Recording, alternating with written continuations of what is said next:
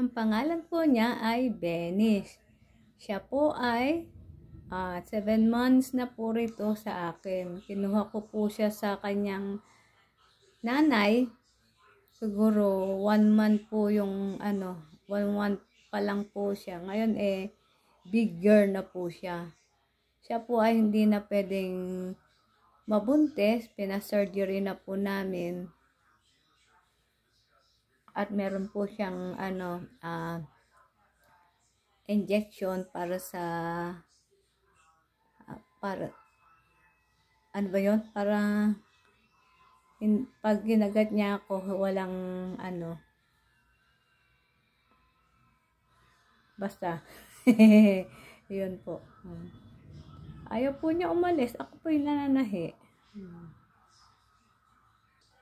Paano po ba ako mananahi niyan? Nandiyan po siya. Ay nako, po alam kung ano po ang gagawin ko. Ayaw niya lumayas, mananahi ako. Salamat po.